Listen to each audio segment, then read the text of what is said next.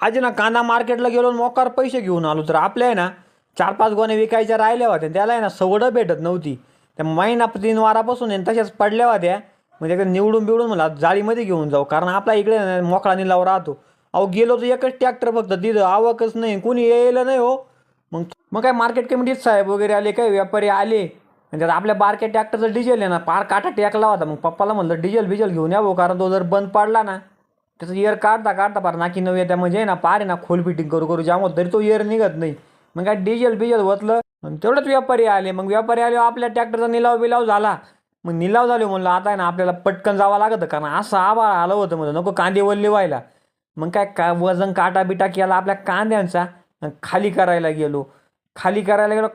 काय हो, जाळ्या दापादप दिल्या उभरून आणि चला म्हणलं आता वजन बिजन करू. अहो वजन करायला गेलो आपल्या कांद्याचं वजन मोकार बसलं 200 किलो. 200 किलो म्हणलं बाबो मोकार